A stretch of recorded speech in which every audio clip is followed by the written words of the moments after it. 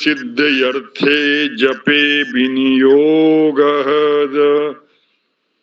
वक्रतुंड महाकाय सूर्यकोटि समप्रभ निर्विघ्नं कुरु मे देव सर्वकार्येषु सर्वदा वक्रतुंडाय हुं वक्रतुंडाय हुं वक्रतुंडाय हुं। शिव वंदना आरती राधन। कर्पूर गौरम करुणावतारम संसार सारम भुजगेन्द्रहारम सदा वसंतं हृदयारविंदे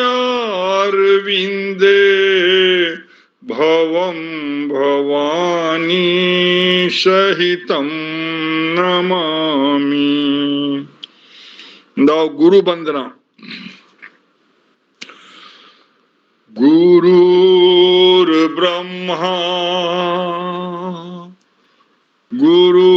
गुरुर्विष्णु गुरुर्देव महेश्वराय गुरु साक्षात् परम ब्रह्म तस्मै श्री गुरुवे नमः। अखंड मंडलाकारं व्याप्तं येन चराचरं तत्पदं दर्शितं येन तस्मै श्री गुरुवे नमः। अज्ञानतिमिरान्धस्य ज्ञानाञ्जनशलाकया चक्षुरुन्मीलितं येन तस्मै श्री गुरुवे नमः। दुर्गा स्तुति।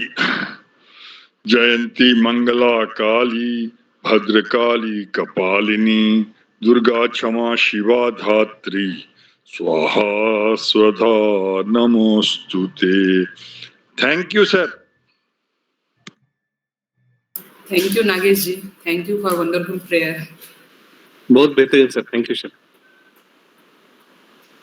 तो सबका स्वागत है आज के इस सेशन में। आज हमारा गुलेनबारी सिंड्रोम और immunity, building immunity and reduce managing the stress, इसका भी सेशन का दूसरा पार्ट अभी हम आज शुरू करेंगे। तो सबसे पहले मैं आप सबका वेलकम करती हूँ सेशन में और मेरा खुद का परिचय से शुरुआत करेंगे। तो my self doctor Sangeeta Saundarya, I am a pathologist, I am working in Amravati at training centre और मैं पिछले 10 साल से आर्ट ऑफ लिविंग की टीचर हूँ और रेगुलरली हम मेडिटेशन करते हैं, प्राणायाम करते हैं और लोगों को भी कोर्सेस में सिखाते हैं। और मेरे साथ है हमारे मेंटर श्रद्धा माँ। श्रद्धा माँ ऋषि परंपरा से है और वो डॉक्टर है। उन्होंने नागपुर मेडिकल कॉलेज से उन्होंने फिजियोथेरेपिस्ट किया है एंड उन्होंने एक्यूपंक्चर और एक्यूप्रेशर के भी सेशंस लेते हैं, मर्मा थेरेपी के भी सेशंस लेते हैं। और 20 साल से आर्ट ऑफ लिविंग के वो फाउंडर मेंबर है, international teacher she travels throughout the country and she conducts art of living advance meditation programme, Sahaj Samadhi ध्यान योगा। और जो भी अभी पुरानी हमारी ट्रेडिशन है और अभी नए मॉडर्न जो लाइफस्टाइल है, वो दोनों का जो ब्लेंड करके अभी बहुत सारे लोगों तो को पहुंचती है, जिनको बहुत सारे डिसीजेस से, बहुत सारे नेगेटिव इमोशंस से अभी तक वो हजारों बच्चों, युवक यंग युवाचार्यों को भी उन्होंने बाहर निकालने के वो कोर्सेस कंडक्ट करते हैं। और श्रद्धा जी हमारे भी मेंटर है, जो भी मैं आज हूँ उनके मेंटरिंग से मैं यहाँ पे हूँ। और अभी हम शुरू करेंगे। और दीदी एमओयू जो हम साइन करते हैं, बहुत सारे आईएएस ऑफिसर, आईपीएस ऑफिसर, इनका भी हमारे बेंगलोर आश्रम में कोर्सेस कंडक्ट होते हैं। तो मैं चाहती हूँ दीदी थोड़ा इसके बारे में थोड़ा सा और आपको गाइड करें। ओवर टू यू दीदी। धन्यवाद संगीता दीदी। प्रणाम सभी को। नमस्कार। और हिंदी इंग्लिश में लेंगे हम दोनों, ठीक है ना मिक्स। पिछली बार हमने ये सेशन लिया था गुलेन-बेरी सिंड्रोम पे और क्या होता है, फिर वायरल बैक्टीरियल क्या होता है और इससे संबंधित हमने सारी जानकारी लेते हुए इसके निवारण की तरफ ध्यान लेके गए थे और निवारण पद्धति के बारे में बात की थी। तो आज हम उसको थोड़ा सा क्विक रिकैप करेंगे, पहले संगीता दीदी के साथ और फिर हम बाकी चीज़ें भी बात करेंगे। आज थोड़ा सा ध्यान भी सीखेंगे, ध्यान प्राणायाम भी सीखेंगे साथ में। और जैसे संगीता दीदी अभी बात कर रहे थे अपने अनुयोगरा के बारे में, हमारी संस्था 100 सारे ही देशों में, मतलब 182 देशों में स्प्रेड है दुनिया में। और गुरुदेव श्री श्री रविशंकर जी को तो आप सभी जानते ही हैं। और मतलब सेवा पूरे 24/7 जो आजकल बोलते हैं ऐसी ही चलती रहती है। और देश विदेशों में ट्रैवल करके गुरुदेव और उनके सारे शिक्षक, हम लोग सब शिक्षक और डिवोटीज़ हैं, सो सब ट्रैवल कर कर के जगह जगह शिविर लगाते हैं और ध्यान सिखाते हैं, नॉलेज के बारे में सिखाते हैं। और गुरुदेव की भी बहुत सारे नॉलेज के अपने वीडियोस आपको यूट्यूब पे भी मिलेंगे। चाहे तो हम एक बार लिंक भेज देंगे चैनल की, तो आप लोग वहाँ से भी उपलब्ध हो सकता है। और सरकारी स्तर पे गवर्नमेंट की तरफ से बहुत सारे स्कूल्स और ऑफिसेज वगैरह के संस्थाओं के काफ़ी जगह हम ये सुदर्शन क्रिया और ध्यान सिखाते हैं। और इससे बहुत सारा फ़ायदा हुआ लोगों को, तनाव मुक्ति के लिए खासकर, ठीक है ना। और तनाव मुक्ति आज हम डिस्कस करेंगे, तनाव मुक्ति के बारे में भी, और उसकी भी आगे बात करेंगे। तो पहले थोड़ा सा एक क्विक रिकैप लेते हैं। संगीता दीदी आप बोलिए 5 Yes. इसके बाद में कंटिन्यू करते हैं। तो अभी हम जो देख रहे हैं ना, कम्युनिकेबल डिसीजेस और नॉन कम्युनिकेबल डिसीजेस। तो कम्युनिकेबल डिसीजेस जो हमारे लाइफस्टाइल के वजह से हम देख रहे हैं, तो आज हम करेंगे नॉन कम्युनिकेबल डिसीजेज जो है हमारे लाइफस्टाइल की वजह से हो रहे हैं। आज हम थोड़ा सा कम्युनिकेबल डिसीजेस के बारे में बात करेंगे। तो कम्युनिकेबल में viral infection, bacterial infection, fungal infection, उसमें से जो भी कॉमन जो वायरल इन्फेक्शन है तो उसका हम लिस्ट आउट करेंगे। तो कॉमनली हम देखते हैं सबको कॉमन कोल्ड, इन्फ्लुएंजा, फ्लू, ये तो होता ही है ऐसे। और उसमें अगर और लिस्ट में ऐड करेंगे तो AIDS virus, HIV AIDS virus, hepatitis virus, then polio virus. So these are all the common viral diseases. बाद में कॉमन बैक्टीरियल डिसीज भी हम देखेंगे। एक रिकैप कर लेते हैं ना पहले, हाँ पिछली बार का। दीदी स्लाइड वेगळी येते है। 2 मिनट का रिकैप कर लेंगे, फिर बाकी कम्युनिकेबल भी जा सकते हैं।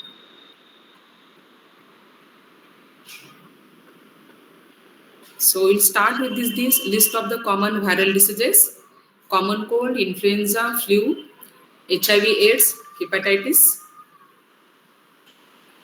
This is थोड़ा फास्ट होते sharing.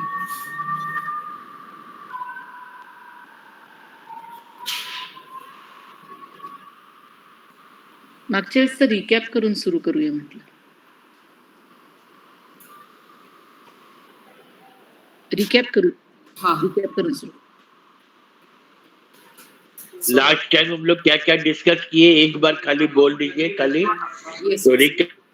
So this is the list of common viral diseases: dengue, chickenpox, rabies, poliomyelitis, measles, mumps.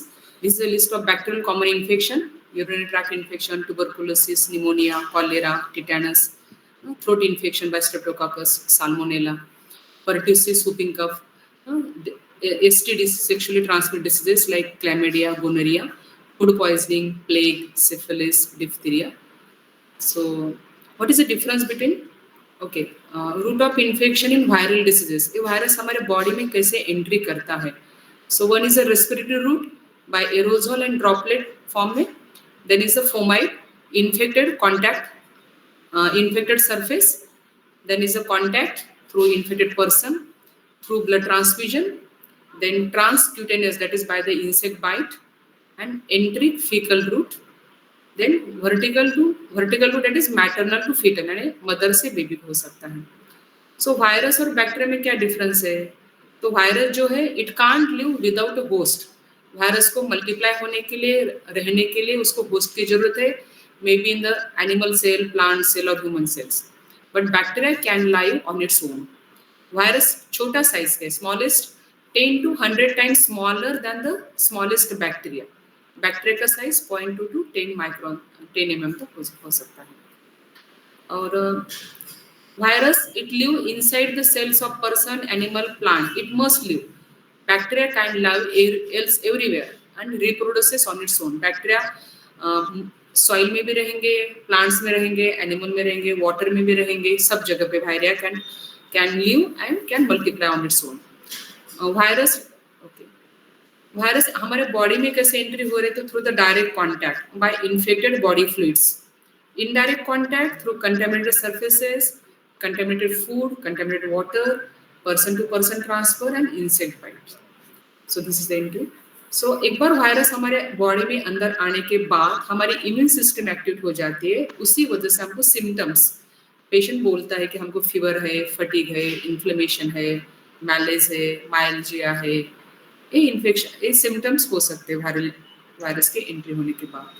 Next, headache, sore throat, cough, sneezing, nausea, vomiting. All these are the symptoms after the entry of virus in our body. So there are primary effect and secondary effect of the viral infection. Primary effects, they are direct and immediate within 2 days, 3 days. Secondary effects, they are indirect and may happen over a period of time. 6 महीने के बाद भी, 1 साल के बाद भी. So what is the pathogenesis? Pathogenesis यानी virus की बॉडी में एंट्री होने के बाद वायरस का मल्टीप्लिकेशन कैसे होता है, वायरस का स्प्रेड कैसे होता है, टिश्यू को कैसे डैमेज होता है, ऑर्गन को कैसे डैमेज होता है. So that is the pathogenesis. The next, entry of virus into the body, multiplication and spread, development of tissue damage and production of an immune response. So इसके वजह से इम्यून सिस्टम एक्टिव हो जाएगी और फिर हमको क्लिनिकल साइंस एंड सिम्टम्स दिखेंगे. उसके बाद में वायरस का इवेंचुअल रिजोल्यूशन होगा, इन्फेक्शन कम हो जाएगा और बाद में वायरस एलिमिनेट भी होगा. हमने देखा था लास्ट टाइम GBS सिंड्रोम इन पुणे. सो इंडिया में गुलेनबारी सिंड्रोम जो है 1 लाख में 1 to 2 केसेस है, यानी बहुत कम है each year. Okay, next, Pune has been outbreaks of Guillain-Barré syndrome and Zika virus in recent months. As of now 158 cases, अभी उससे थोड़ा सा बड़े होंगे लास्ट 15 डेज में. उसमें 5 सस्पेक्टेड डेथ्स भी है. Next, doctor Neena Borade, she is a health chief of PMC, stated that last year Pune recorded 194 cases of Guillain-Barré syndrome. These cases have always occurred, but now they are being reported more systematically. Citizens should not panic. And then Dr. Lakshman Gopne, health chief of PCMC, said, we have developed 16 teams for household surveys. Every day we share updates on social media emphasizing the importance of consuming only cooked food and boiled water. So चिंता करने की कोई जरूरत नहीं हमको. So it is a rare condition and it affects our peripheral nervous system. So उसके वजह से हमको numbness, muscle weakness, एक symptoms हमको दिख रहे हैं. So it is a rare neurological disease that has been spreading in Pune, India. The disease is caused by contaminated water and is considered a human-made epidemic. So contamination of water कैसे हो रहा है? It's because of poor water sanitation. So many villages near Khadakwasla Dam lack access to treated drinking water. Unregulated urban expansion. It is because of rapid development has outpaced infrastructure improvement, compromising water supply and sewage disposal, and then improper drainage. इसकी वजह से there is a contamination of water. And again, contaminated water used for washing or for preparation of street food. So what are the symptoms of GBS? So mainly it affects the peripheral nervous system. So that's why there is a tingling and weakness, muscle weakness, loss of reflexes, absent of reflexes also. There is a pain, swelling, difficulty in deglutition.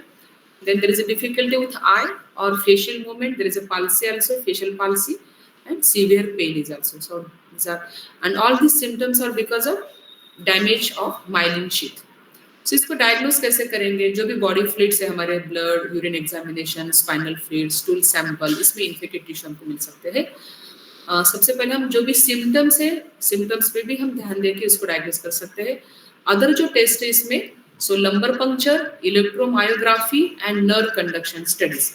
So next lumbar puncture में क्या हमारा protein elevation हो जाएगा। जब हम CSF fluid examine करेंगे there will be elevated level of proteins.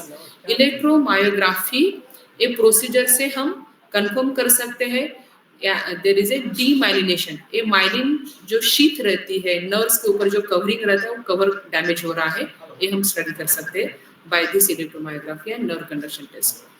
सो इसको हम प्रिवेंट कैसे करेंगे? हमने देखा है कि वाटर कंटेमिनेशन से हो रहा है, कंटेमिनेटेड सरफेसेस से हो रहा है। So best is the hand wash with soap and water, clean and disinfect surfaces. ये all overall viral disease prevent करने के लिए हम देख रहे हैं।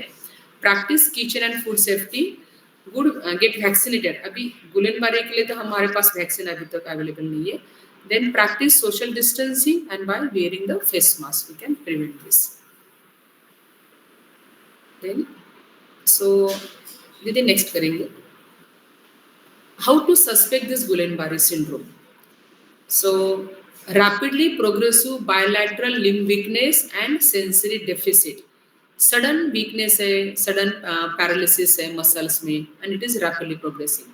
देन अरिफ्लेक्सिया और हाइपोरिफ्लेक्सिया, अब्सेंट और कम रिफ्लेक्सेस, फेशियल और bulbar palsy and ophthalmoplegia, ataxia. So how to diagnose? हमने देखा है check the diagnostic criteria, then routine lab test, CSF examination, then medication, symptomatic treatment जैसे fever है तो antipyretic लेंगे, pain है तो analgesics लेंगे, then antiviral treatment, antibacterial and hyperimmunoglobulin। Zika virus ये हम देखते हैं कि डे टाइम में एडिस मॉस्किटो बाइट की वजह से हो रहा है। इन्फेक्शन ड्यूरिंग प्रेगनेंसी में होगा तो birth defect of the brain and I, it is by sexual transmission also. So mother से बेबी को हो सकता है, तो हमारी नेक्स्ट जनरेशन भी अफेक्ट हो रही है इसकी वजह से। इसके सिम्टम्स देखेंगे तो fever, conjunctivitis and muscle pain. Treatment, symptomatic treatment as well as rest and fluid intake, paracetamol. तो हम जो अभी फोकस करेंगे हमारे लाइफस्टाइल और हमारे होम रेमेडीज के उसके ऊपर। सो अभी जो हम देख रहे हैं जो सेडेंटरी लाइफस्टाइल हो रही है। देन माइक्रो न्यूट्रिएंट की डेफिशिएंसी, जो भी हमारा डाइट प्रॉपर नहीं है इसके वजह से vitamin A, B12, iron deficiency, iodine deficiency, B6 deficiency, minerals में भी zinc, copper and calcium deficiency, it's because of not proper diet. Then precautions, again hand washing, covering nose and mouth while coughing and sneezing, avoid contact with infected people, avoid touching your nose, mouth, eyes and disinfecting the hard surfaces. So Didi, can you focus on this breath or okay? Yes. Last time we had seen, thank you. Last time we had seen that there are 4 sources of energy, and along with that we had also seen how to take care of these 4 sources of energy. So today what we will do, we will continue this topic for immunity and how to build up immunity. Okay. So we have seen that, हमने देखा है कि ये जो elements हैं A, B, C, E, इन सब की deficiency की वजह से भी तकलीफ़ें हो सकती है। आजकल खासकर विटामिन डी कम होने से सारा ही अब्जॉर्प्शन वगैरह में गड़बड़ होता है, तो इसकी हमने जानकारी है भी लोगों को, तो ये थोड़ा सप्लीमेंट्स लेने चाहिए। और क्या हो सकता है, पानी खूब पीना। लोग आजकल कम पानी पीते हैं और वो बीच में एक ही गिलास वाला जो ट्रेंड चला है, उससे अच्छा है कि जब प्यास लगी तब अच्छे से पानी पियो। पहले लोग ऐसे ग्लास पानी नहीं पीते थे, लोटा भर पानी पी लेते थे और फिर काम पे चले जाते थे, फिर दोपहर को आते थे तब फिर से पीते थे खाने के बाद। तो ऐसे दिन में 4-5 बार लोटा पूरा भर के पानी पीते थे, तो वो उससे सेहत ज़्यादा अच्छी रहती, क्योंकि डाइजेस्टिव फायर्स अंदर जो रहती है, अलग अलग तरह की 14 अग्नियाँ रहती है ऐसे, तो समय समय पे जब वो अग्नि पूरी प्रखर होती है तब खाना और पीना चाहिए, ऐसे बोलते हैं ना। और हमारे नाड़ी का भी इसमें संबंध है, राइट चले तो खाना, लेफ्ट चले तो पानी। तो ये सब ज्ञान कहीं लुप्त होने लग गया है और वो थोड़ा मॉडर्निस्टिक लोग 1 ग्लास पे आ गए हैं। उससे अच्छा जब प्यास लगी तब भरपूर पानी पी लो, जब भूख लगी तब भरपूर खा लो, ठीक है। फिर बीच में ज़रूरत नहीं है खाने पीने की। लाइफस्टाइल और वॉक, इन सब के बारे में हम थोड़ा सा डिटेल में देखेंगे कि इम्यूनिटी क्यों कम होती जा रही है। पुराने ज़माने में फिजिकल काम बहुत था, है ना, एक्टिविटी बहुत थी, मेहनती थे लोग, चलना फिरना था, गाड़ी घोड़े कम थे थोड़े, तो उससे शरीर में वर्जिश या एक्सरसाइज अपने आप हो जाता था।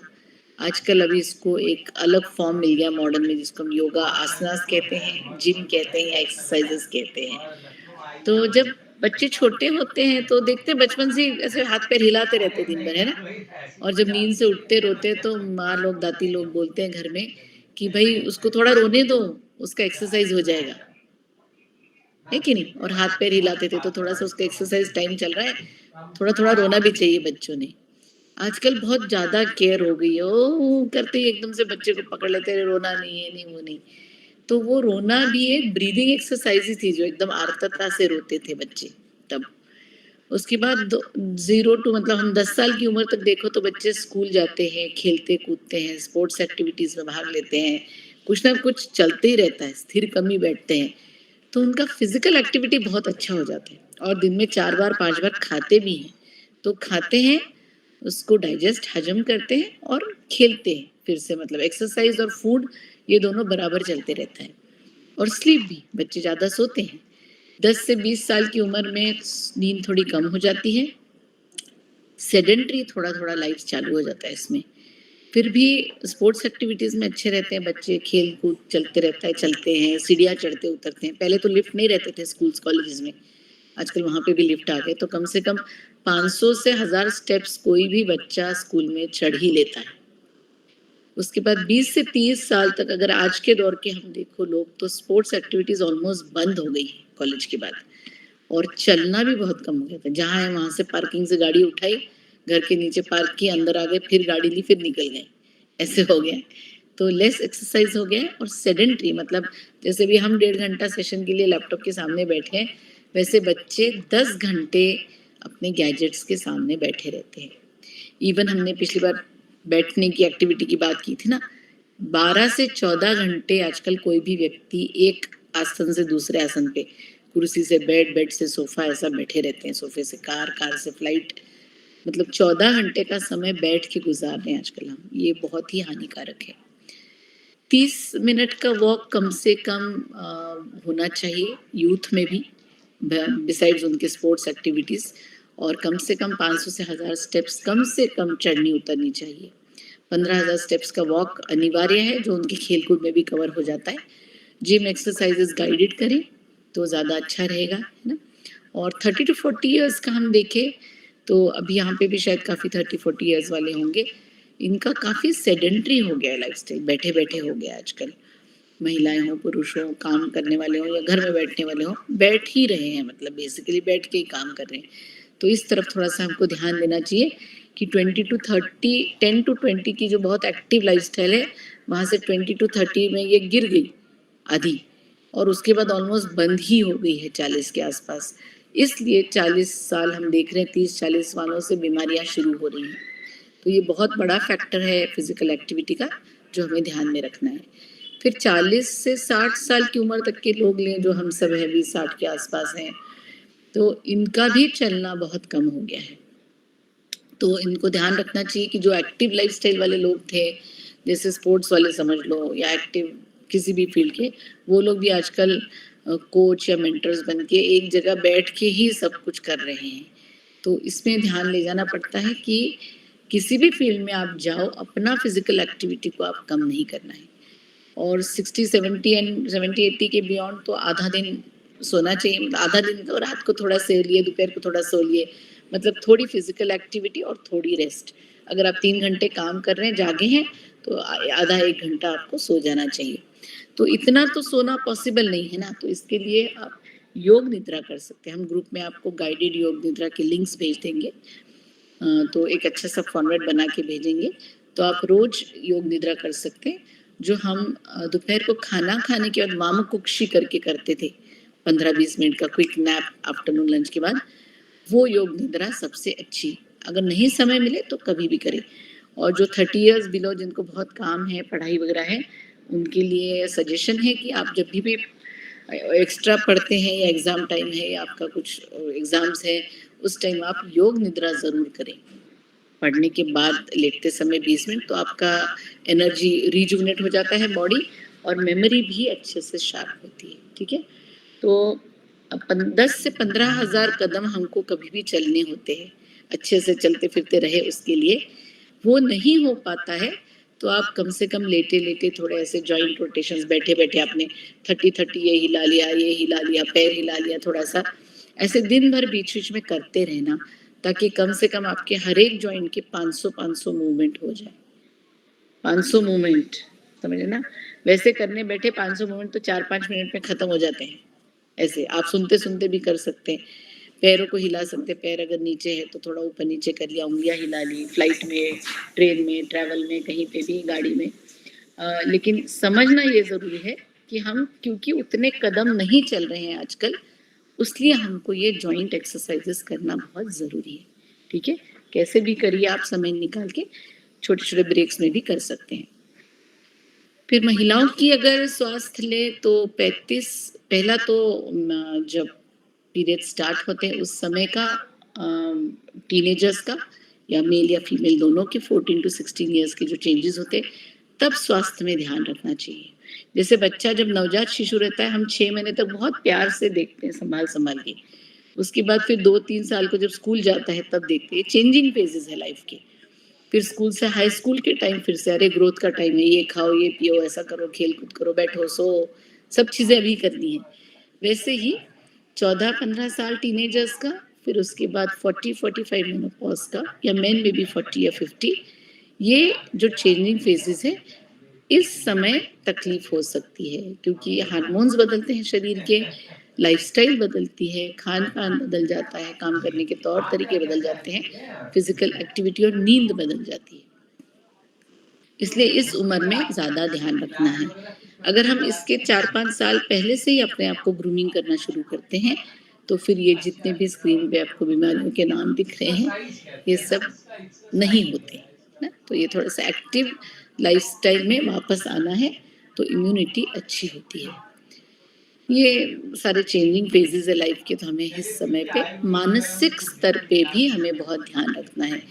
अपने आजकल के इसमें मानसिक स्तर मतलब कोई साइकोलॉजिस्ट के पास, साइकेट्रिस्ट के पास जाना ही मानसिक ध्यान रखना है, ऐसा नहीं है, वो भी बीमारी आने पे। काउंसलिंग एक बहुत, काउंसलिंग या शेयरिंग, ये बहुत बड़ा भाग था हमारे जीवन का। पहले घर में भी जॉइंट फैमिली होते थे तो 20-25-40 लोगों के में कोई ना कोई 2-3 लोग कंपैटिबल रहते थे, या तो चाची भतीजी या मामा भांजा या दादा पोता, ऐसा कोई जो आपस में एक दूसरे के साथ अच्छे वार्तालाप करते थे और अपना सारा शेयर करते थे। आजकल लोगों के पास शेयर करने के लिए कोई बचा ही नहीं है और इस वजह से मानसिक तान बहुत हो गया है, तनाव बहुत हो गया है। तो ये हमको बहुत ध्यान रखना है इस बात का कि भाई मानसिक तनाव को कम करना, उसके लिए एक वेंट आउट लगता है। मतलब जैसे आपको बहुत गर्मी है, आपको हवा चाहिए तो आप क्या होता है, खिड़की दरवाजे खोल दो, हवा आने दो। वैसे यहाँ का हटने के लिए भी खिड़की दरवाजे खुलना बहुत ज़रूरी है। तो शेयरिंग होना बहुत ज़रूरी है, या आपस में अच्छा वार्तालाप होना बहुत ज़रूरी है। ठीक है ना, इससे भी मानसिक तनाव बहुत कम होता था। पुराने समय पे जैसे पेड़ के नीचे बैठे रहते थे लोग शाम में, बड़े लोग या यंग लोग अपना साइकिल लेके वगैरह घूमने चले जाते थे कहीं नदी किनारे, झील किनारे बैठ के गप्पे मारते थे। वो गप्पे मारने में जो आदान प्रदान होता था तनाव छोड़ने का, वो बहुत अहम था और वो लाइफस्टाइल का एक पार्ट था, इसलिए कभी किसी ने ध्यान ही नहीं दिया उस तरफ। आजकल छोटे छोटे न्यूक्लियर फैमिलीज जो बोलते हैं, 3 लोग, 4 लोग, 2 लोग, अकेले अकेले भी रहते, तो उनको समझ में ही नहीं आता कि किससे बात करे और कौन मदद करेगा अपने को, है ना। तो ये थोड़ा सा कल्चर हमको मैत्री भाव से, संबंध से हमको ये फिर से चालू करना है, या फिर काउंसलिंग के लिए भी जा सकते हैं, काउंसलर्स भी हैं। तो ये सब चीज़ों में आपको ध्यान रखना बहुत ज़रूरी है। आपको हमने पिछली बार शायद बताया था कि तनाव यहाँ आता है, पहले इस हिस्से पे आता है, इसको TMJ कहते हैं, टेम्पोरोमैंडिबुलर जॉइंट, और फिर मस्तिष्क, टेम्पोरोमैंडिबुलर जॉइंट, नेक से लेके फिर सारे शरीर में तनाव जाता है। और अगर हम देखें तो सटल बॉडी में पहले आता है, फिर फिजिकल बॉडी में आता है। तो इसको समझेंगे कैसे? तो समझना मतलब यही है कि जो चीज़ आपको आराम से बैठने नहीं देती वो तनाव है। सिंपल डेफिनेशन स्ट्रेस का, चाहे वो फिजिकल हो चाहे वो मेंटल हो। आप शांत बैठे हैं और किसी ने कुछ आके, कोई आपके सामने झगड़ा करके गया या आपने कोई दुखद वार्ता देख ली टीवी पे, आपका मन चालू हो गया, है ना, ये तनाव हो गया। जो शांत नहीं बैठ पा रहे। कोई आप बैठे हैं खिड़की के बाहर, आपने किसी को देख लिया, अरे छोटा बच्चा रोड क्रॉस करते करते गिर गया, आपको ऐसे हो गया और आप एकदम तनाव हो गया, मतलब अंदर का एनर्जी जो शिथिल रूप में चल रहा था वो हिल गया। ठीक है, ये सिंपल डेफिनेशन है तनाव की। तो इस तनाव में से फिजिकल और मेंटल तनाव, बॉडी और माइंड में से कैसे निकलना है, तो इनको एक होलिस्टिक अप्रोच से लाना पड़ेगा, क्योंकि जीवन शैली बड़ी खराब हो गई है आजकल। ठीक है, और इसकी नॉलेज भी बहुत जगह है, लेकिन हम नॉलेज को इस्तेमाल करके उसको जी नहीं पा रहे हैं। कुछ लोग जीते नहीं हैं, कुछ लोग जी नहीं पा रहे हैं चाह के भी। तो उस तनाव मुक्ति की तरह हम आगे जाएंगे। पहले आपको मैं बता दूं कि हम जो भी सब लोग हैं अभी जीवित है, चल फिर रहे हैं, हम 7 स्तरों पे रहते हैं। ठीक है, हमारा जीवन 7 स्तरों पे चलते रहता है। पहला है बॉडी, शरीर, जो बाहरी हमको दिखता है, चल फिर रहा है और हम समझ सकते हैं, छू सकते हैं, देख सकते हैं, शरीर। दूसरा है ब्रेथ, जिसको हम देख नहीं सकते लेकिन महसूस कर सकते हैं। अब अभी एक उंगली ऐसे थोड़े से नाक से दूर रखिए और थोड़ा सा, ये ना आपको हवा लग रही है, ये ब्रेथ, इसको हम महसूस कर सकते हैं। आप अंदर भरिए एक लंबी सांस, छाती में आपको लगेगा हवा आ रही है और जा रही है। तो शरीर से सूक्ष्म ब्रेथ है, ब्रेथ से भी सूक्ष्म इससे माइंड है, मन है। मन विचारों का संग्रहालय है। आप प्लीज म्यूट कर दीजिए जिनका भी चल रहा है, क्योंकि मन उससे भी सूक्ष्म है। मन में विचार होते हैं। शरीर, सांस, मन, मन के आगे है इंटेलेक्ट, माने बुद्धि। बुद्धि में आपके भावनाएं होती हैं, अच्छी भावनाएं, बुरी भावनाएं। ठीक है, और डिसीजन मेकिंग पावर रहता है इंटेलेक्ट में। उसके बाद मेमोरी, जो स्मृति है, जो शरीर, श्वास, मन और इंटेलेक्ट की बातों को स्टोर करके रखती है। जैसे पेन ड्राइव या हार्ड डिस्क स्टोरेज है, वैसे स्टोरेज है। उसके बाद ईगो है। ईगो माने अहंकार। अहंकार को बहुत गलत तरह से लोग सोचते हैं, जैसे रावण अहंकारी था, मतलब कुछ गलत बोलता है, मैं करता है तो अहंकार। सिर्फ वही अहंकार नहीं रहता, हर एक में अहंकार रहता है। थोड़ी मात्रा में नमक जैसा अहंकार जरूरी है, वरना कोई पुरुषार्थ हो ही ना किसी के हाथ से। ठीक है, ईगो, और ईगो कैसा है, पर्दे जैसा है। जब ईगो डिसॉल्व होता है तो आप, हम सब वसुदेव कुटुंबकम बोलते हैं या एकता बोलते हैं, सब में यूनिटी या अपनापन बोलते हैं। ये ईगो जब बैलेंस हो जाता है तो अपनापन आ जाता है, और जब अपने में स्थित रहते हैं तो वो सेल्फ का लेयर है। ऐसे 7 लेयर है, हर लेयर का एक पॉजिटिव और एक नेगेटिव एस्पेक्ट है। शरीर में स्वस्थ शरीर, अस्वस्थ शरीर, है ना। ब्रेथ में शांत ब्रेथ है या गुस्सा आता है, मैं इसको मार डालूंगा, ऐसे जो बोलते लोग, अभी मैं देख लूंगा, बचेगा नहीं ये क्या है सब, ये ब्रेथ चेंज हो गई। और ब्रेथ से कनेक्टेड हमारा थॉट और इमोशंस है। मन में अच्छे विचार दोनों, बुरे विचार दोनों आते हैं। विचार कैसे है, आसमान के बादलों की तरह। विचार अपने आप आते हैं कहीं से, स्पेस से, और अपने आप चले जाते हैं। कोई कंट्रोल नहीं किया, यही विचार मुझे आना चाहिए, अब ऐसा नहीं सोच सकते। विचार आते हैं और जाते हैं, और इंटेलेक्ट, उसके बाद का जो है बुद्धि, वो उसको पकड़ के अपने अंदर भावनाएं या उसका एक्सपीरियंस लेके आगे बढ़ती है। और डिसीजन मेकिंग ना, तो good decision making, poor decision, weak decision making, ये सब इंटेलेक्ट है। और सोसाइटी में भी हम देखो तो शरीर के स्तर पे, माने लेबर वर्क जैसे काम करने वाले तो फिजिकल काम करते हैं ज्यादा। ब्रेथ सटल है, जो कनेक्शन है ब्रेथ और बॉडी और माइंड का। मन मतलब एंड मैनेजरियल लेवल वाले लोग, जो मन को समझते हैं और दूसरे के मन को भी समझते, चलो इसके मन को कंट्रोल करते हैं, मैनेजर, मैनेज करने वाले, ये मन के स्तर के लोग हैं। इंटेलेक्ट मतलब जो भी कोई प्रोफेशन है सारे दुनिया के, सब इंटेलेक्चुअल में आते हैं। डॉक्टर हो गए, फिर लॉयर हो गए, फिर चार्टर्ड अकाउंटेंट हो गए, ये सब चीज़ें, टीचर हो गए, सब इंटेलेक्चुअल में आते हैं।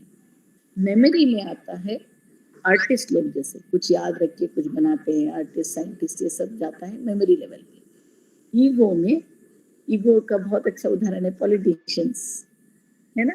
जैसे वोट मांगने के लिए हाथ जोड़ के भी सामने आ जाएंगे, और अगर ज़्यादा ही चढ़ गया तो तू कौन मैं कौन वो वाले रास्ते पे भी रहेंगे।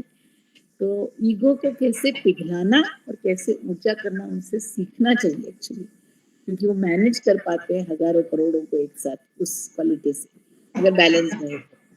उसके बाद आता है सेल्फ। सेल्फ में ये सब जो गुरु हैं या ये सब परंपराएं हैं जो अपने आप से स्वयं से जुड़ के चलते हैं और काम करते हैं, काम वो किसी भी लेवल का कर सकते हैं, लेकिन हमेशा अंदर से जुड़े रहते हैं और स्थित रहते हैं अपने आप में, जिसको हम सेंटर्ड कहते हैं। ठीक है, तो ये सबसे हाईएस्ट लेवल है।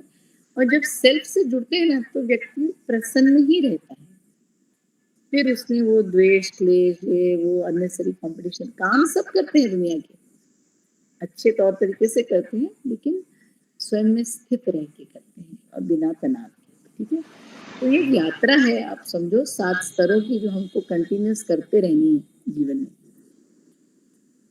तो एक बहुत अच्छा वीडियो देखते हैं हम अभी, 7 लेयर्स पे है, पहले उसको लगाते हैं फिर इसकी बात करेंगे। एक सेकंड देना मुझे।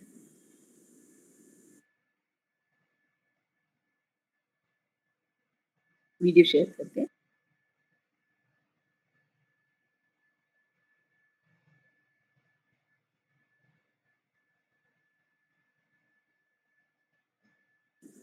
गुरु जी यही 7 लेयर्स को बता रहे हैं।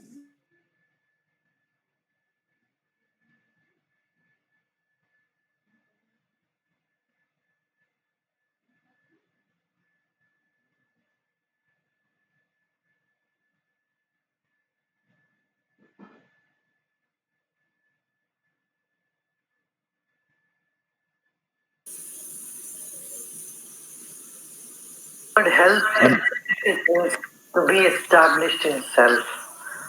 His body, mind, and spirit has to be in a harmony. We have 7 layers to our existence.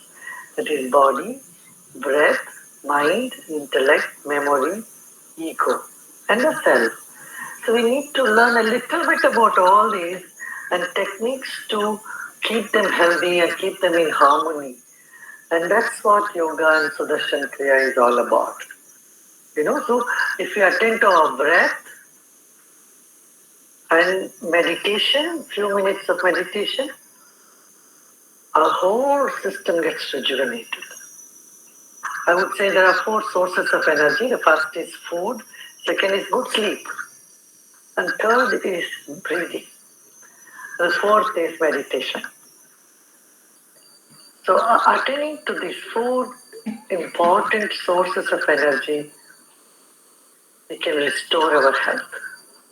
So much benefits they get. There are many, many benefits that breathing exercise can bring into our life.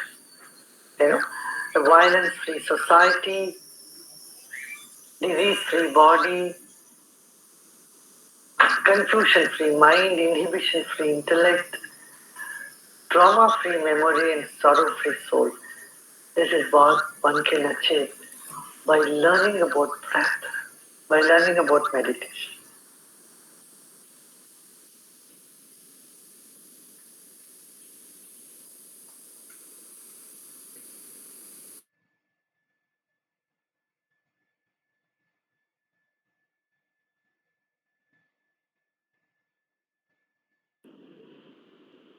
है ना, तो आपको समझ में आया?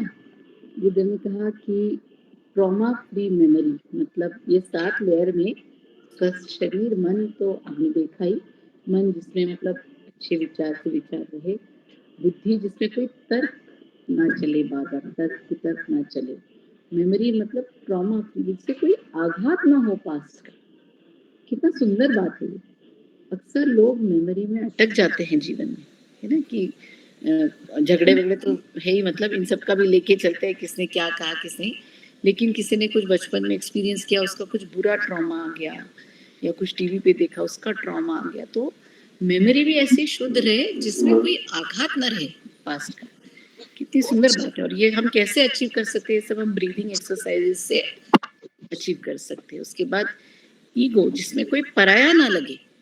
अगर अपने को कोई पराया लगता नहीं तो बस सब सारा झगड़ा यहीं पे खत्म हो गया कि सब अपने हैं अपनों को तो हम अच्छे से ही देखना है, कोई बैर ही नहीं है, वो झगड़े फसाद खत्म हो जाए उसी से, है ना। और आत्मा जिसमें शुद्ध रहे, जिसपे कोई तनाव ना रहे।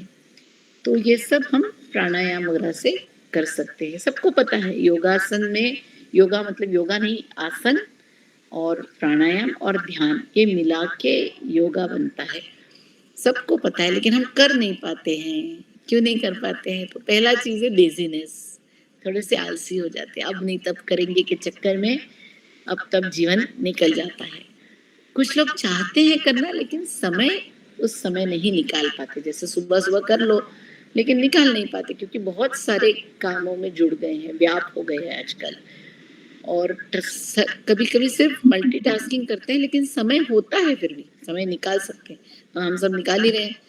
कभी कभी सच में समय नहीं होता। जैसे समझो आप कोई फ्लाइंग वाले हैं, 10 घंटा 20 घंटा उनको विमान ही चलाना है, रात को चला रहे, दिन में चला रहे, फिर सो जाते हैं आके, है ना। ऐसे बहुत सारे चैलेंजिंग जॉब्स भी हैं जिसमें समय नहीं निकलता है। या फिर कभी करने की जगह नहीं मिलती, छोटे छोटे कमरों में रहते हैं या छोटे घरों में रहते हैं जहाँ पे खुली हवा नहीं है। जैसे कोविड में हमने देखा, घरों में बंद थे लोग, तो एक कौन कहाँ क्या करेगा, झगड़े ज्यादा होने लग गए थे। तो स्पेस का कंस्ट्रेंट भी होता है। ये सब सॉल्व हो जाते हैं अगर अंदर की स्पेस आपकी बढ़ जाए, है ना। अंदर यहाँ पे अगर स्पेस बढ़ जाए तो ये सब चीजें भी आसानी से सॉल्व हो सकते हैं। इसी को हम ध्यान कहते हैं। तो अभी ध्यान एक सेकेंड ना, मैं शेयर करती हूँ फिर से। तो ये सब हम करेंगे कैसे? तो आज हम थोड़ा सा प्राणायाम सीखेंगे। आज सुदर्शन क्रिया हमारे संस्था में एक बहुत हॉलमार्क है आर्ट ऑफ लिविंग का, लेकिन उसे हम ऐसे नहीं सीखते, उसको हम कोर्स में एनरोल करके ही सीख सकते हैं, तो वो हम आपको सिखा नहीं पाएंगे। प्राणायाम सीखेंगे, भस्त्रिका सीखेंगे। प्राणायाम में 2 प्राणायाम है, नाड़ी शोधन और भस्त्रिका, ठीक है ना। और ध्यान करेंगे इसके बाद, ठीक है। तो ये हमने देखा।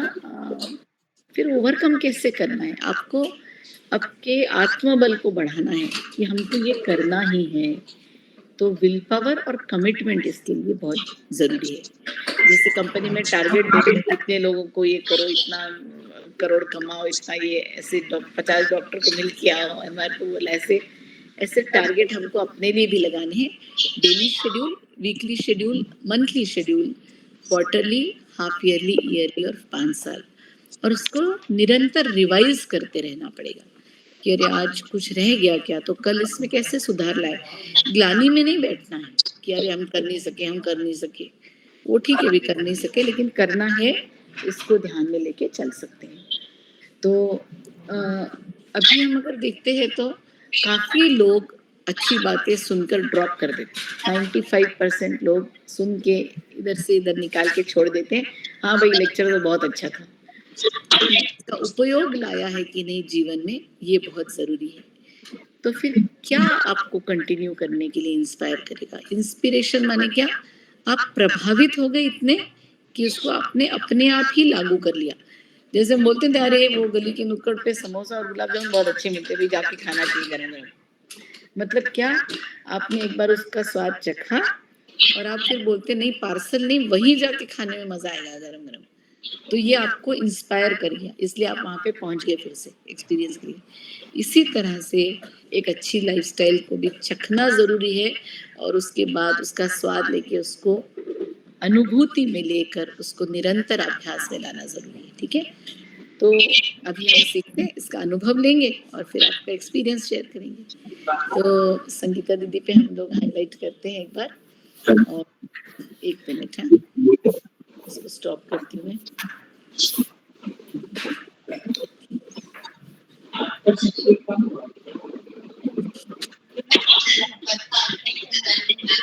उनको हाईलाइट करते हैं स्पॉटलाइट में। आप एक बार बात कर लीजिए, आप पे आ जाएगा। मतलब वज्रासन में बैठना है, और आप सब बैठ सकते हैं भी वज्रासन में।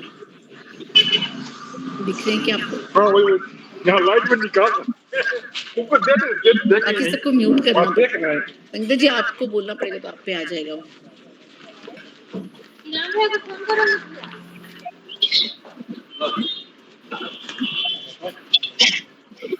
अमिताभ सर, आप बाकी म्यूट कर सकते हो ना?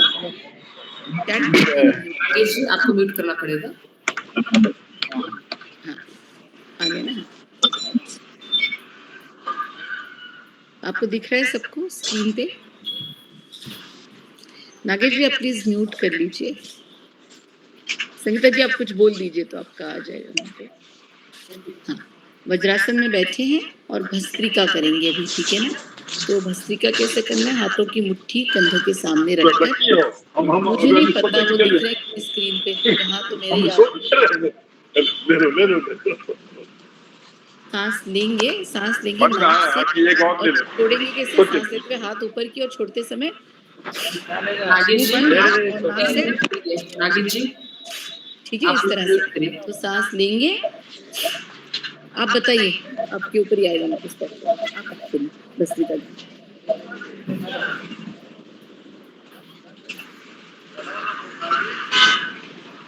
तो तुला बोलावं लागेल म्हणजे स्पॉटलाइट केला वापस। अपन भस्त्रिका प्राणायाम, मैं अभी पहले बता दिया आप लोगों को। ब्रीद इन, हाथ ऊपर, ब्रीद आउट, हाथ नीचे। जब हाथ ऊपर जाएंगे मुट्ठी को खोलना है, नीचे आएंगे तो मुट्ठी को बंद करना है। जब नीचे आएंगे तो हल्का सा थोड़ा सा टच करेंगे। मैं एक बार काउंट के साथ करूंगी। ब्रीद 1 2 3 in 4 in 5 in 7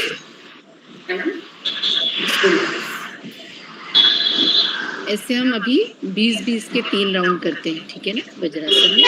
और इसके बाद हम सुखासन में बैठेंगे। सुखासन में बैठ के 3 बार ओंकार करेंगे। हाथ हथेलियां घुटने के ऊपर रहेंगी और दोनों पंजे ऐसे खुले रहेंगे घुटने के ऊपर, और 3 बार ओंकार करेंगे। ओम करते समय एक हाथ पेट पे रखिए, बाद में हम संगीता को स्पॉटलाइट कर देंगे।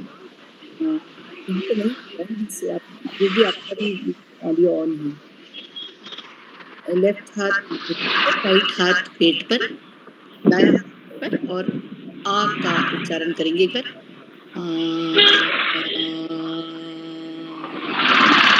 हाथ के नीचे वाइब्रेशन लगते हैं ना पेट पे, ऊ करते हैं छाती पे हाथ रख के।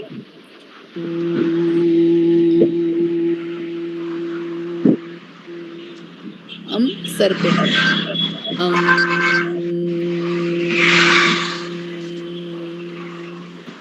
तो इस अक्षर का वाइब्रेशन नाभि से लेके सर तक, माने ऊर्जा का ऊर्ध्वगामी होना, ठीक है ना? Energy rises from the lower end of the body to up as we chant Om. So we'll chant Om 3 times after Bhastrika. After that we'll do a guided meditation. In that you just have to sit. आपको सिर्फ बैठना है, आंखें बंद करना, ठीक है? तो संगीता जी के पास फिर से जाते हैं हम लोग और भस्त्रिका सीखते हैं। साथ साथ करेंगे, अब इसके आगे बात नहीं करेंगे ध्यान होने तक। नागेश जी आपको म्यूट करना पड़ेगा, नहीं तो या फिर रिमूव करना पड़ेगा। तो देखिए नागेश जी आप म्यूट कर लीजिए। नागेश जी आप म्यूट कर लीजिए, या थोड़ी देर रिमूव कर दीजिए, ज्वाइन हो जाएंगे फिर से, ठीक है? चलिए भस्त्रिका करते हैं सब मिलके ना। 20-20 काउंट द्यावं लागतील 3. रिलॅक्स करून म्हणजे स्पॉटलाइट येईल आपोआप। हम भस्त्रिका के 3 राउंड्स करेंगे। हर एक राउंड में हमको 20 टाइम्स करना है, छोड़ना।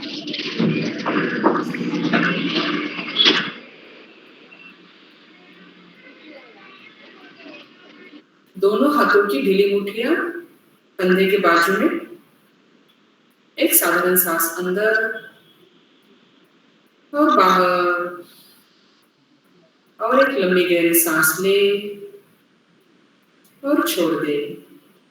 और अभी भस्त्रिका प्राणायाम के लिए के साथ breathe in 1 in 2 in 3 in 4 in 5 in 6 in 7 in 8 in 9 in 10 in 1, in 2, in 3, in 4, in 5, in 6, in 7, in 8, in 9 and relax. विश्राम करेंगे.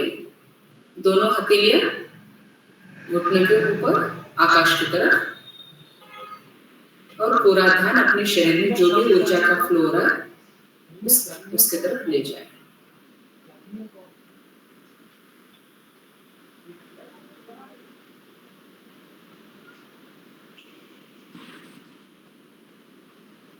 भस्त्रिका प्राणायाम के दूसरे फेरे के लिए तैयार होना है. दोनों हाथों की ढीली मुट्ठियां कंधों के बगल में. एक सांस अंदर और छोड़ दे. One more deep breath in and breathe out completely.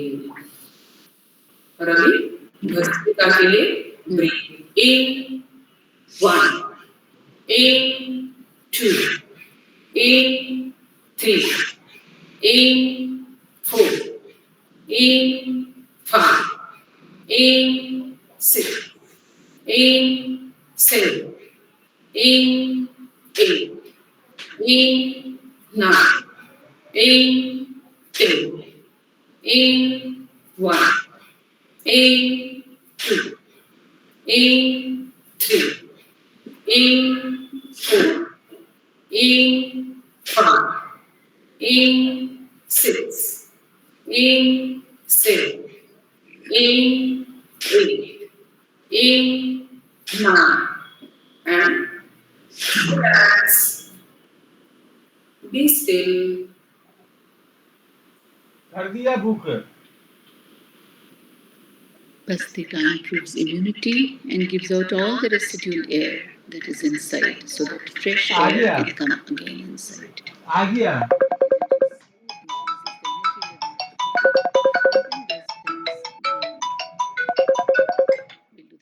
Hello विनी कैसे हो तुम? हेलो. इसके बाद थर्ड राउंड के लिए तैयार होना है. Breathe in and breathe out completely. One more deep breath in and breathe out. और अभी जोश और होश के साथ भस्त्रिका के लिए सांस अंदर बाहर, अंदर बाहर, अंदर बाहर.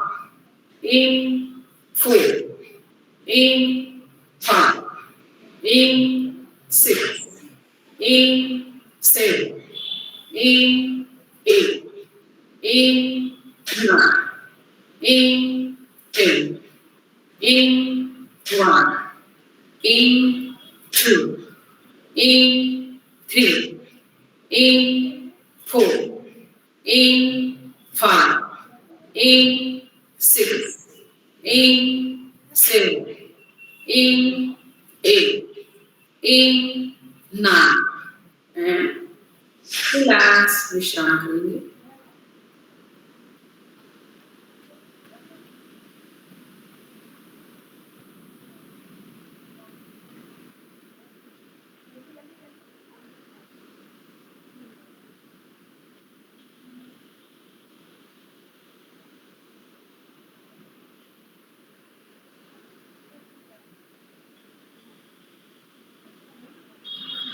धीरे से वज्रासन से निकलकर सुखासन में बैठना है. जो भी आपको कंफर्टेबल पोजीशन है, सोफा पे, चेयर में आप बैठ सकते हैं आराम से. दोनों हथेलियां घुटनों पर है, आंखें बंद है. लंबी गहरी सांस लें और छोड़ें. एक गहरी सांस ओंकार के लिए.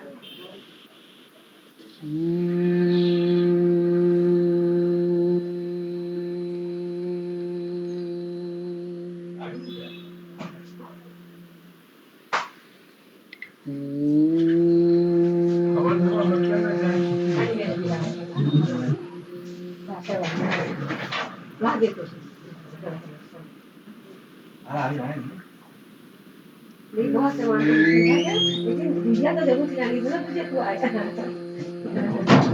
करता है कि बनाओ तो अपने लोगों को खिलाओ ना मन करता है चल बहुत अच्छी लगी धन्यवाद है आज अनिल जा भी रहा है इसका मेरे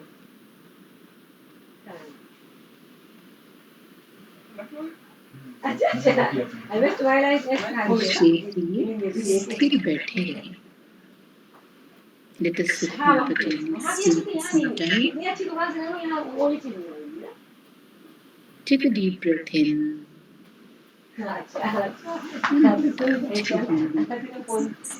बात हो गई और धीरे से छोड़। अपने शरीर का सारा वजन जहाँ पे भी बैठे हैं, चेयर, कुर्सी, सोफा, पलंग, जमीन, उस पे छोड़ दो। शरीर को ढीला छोड़।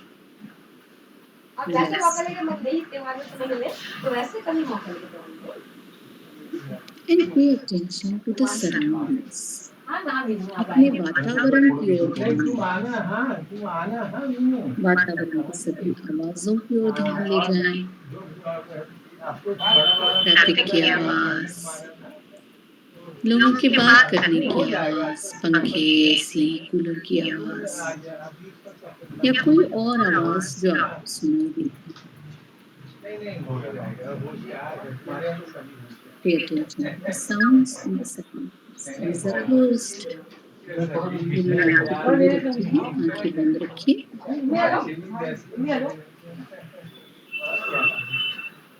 अपने वातावरण को सभी आवाजों के साथ स्वीकार करें।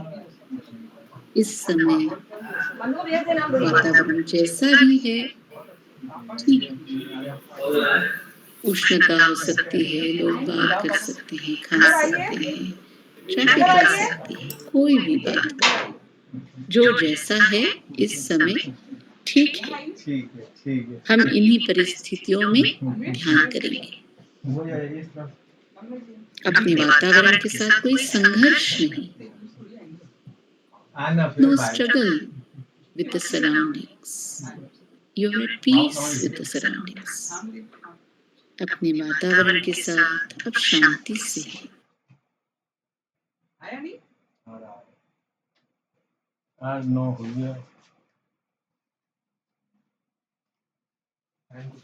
सांस लें और छोड़िए।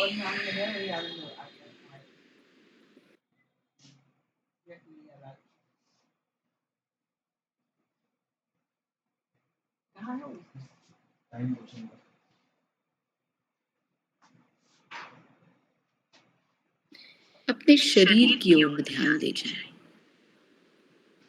आपका शरीर ईश्वर की एक अद्भुत देन है। Body is a beautiful gift from God. And you love it, you respect it.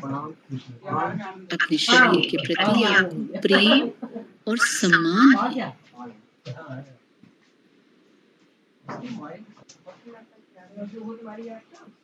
जैसे भी है अपने शरीर के साथ आप बिना संघर्ष के हैं, शांति से हैं। No struggle with the body. You're at peace with the body.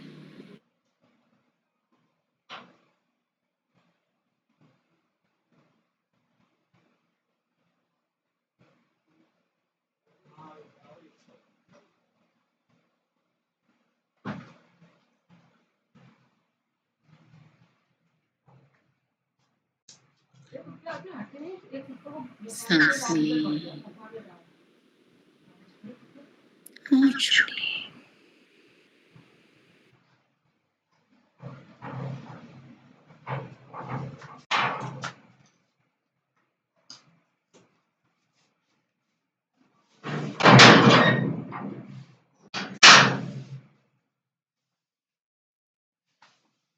अपने विचारों की ओर ध्यान दे जाएं। विचार आते हैं और जाते हैं आसमान के बादलों की तरह।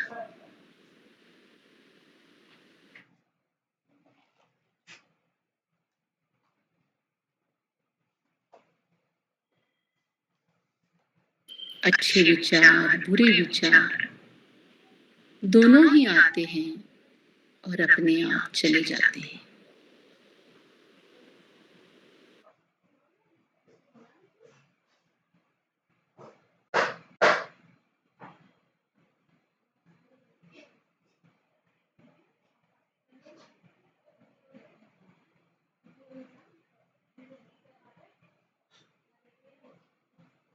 किसी भी विचार के प्रति कोई संघर्ष नहीं, कोई विरोध नहीं।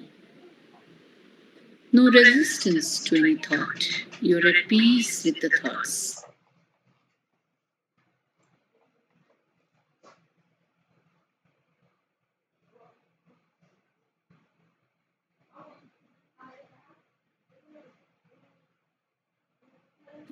अपने विचारों के साथ आप शांति से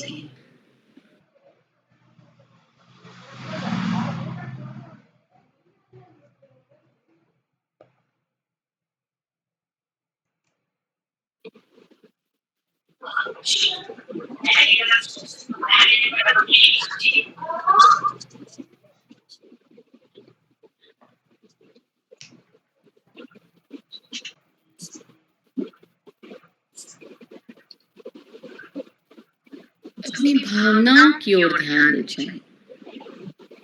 सुखद असुखद भावनाएं आती जाती रहती हैं। Attention to emotions and feelings.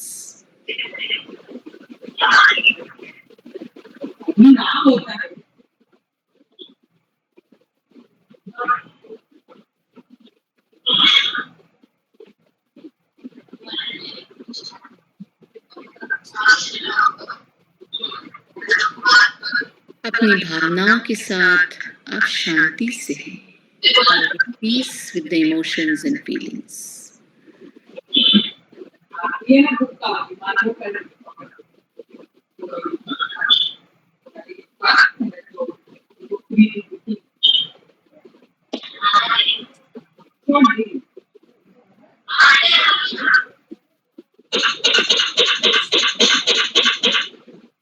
You are peace, you are joy. आप ही शांति हैं, आप ही आनंद हैं।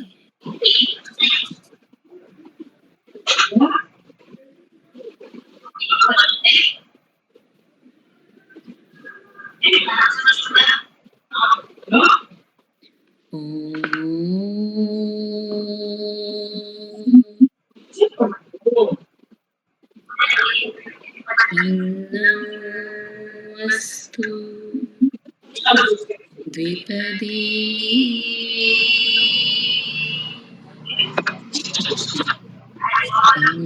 चतुष्पदी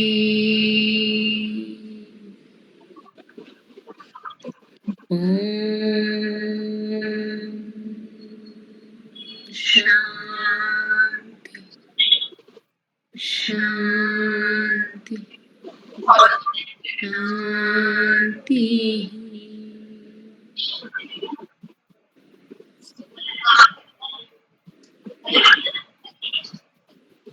You are peace, you are joy.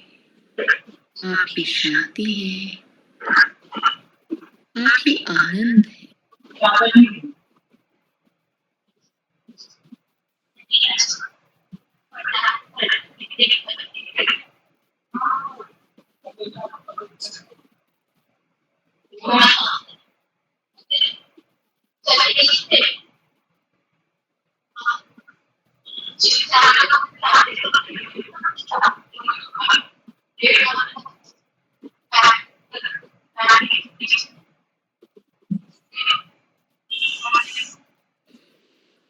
Become aware of your emotions and feelings. अपनी भावनाओं के प्रति सजग हो जाए।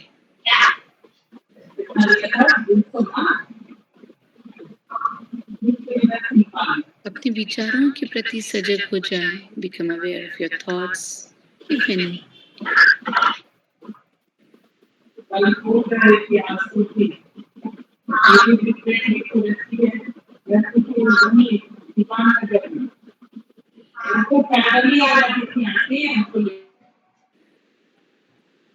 Become Become aware of your body.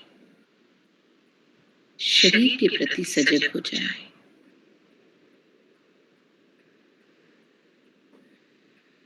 और अपने वातावरण के प्रति सजग हो जाए. वातावरण में हो रही आवाजों के प्रति सजग हो जाए. लंबी गहरी सांस लें और छोड़ें. और जब भी चाहे धीरे से आंखें खोलें.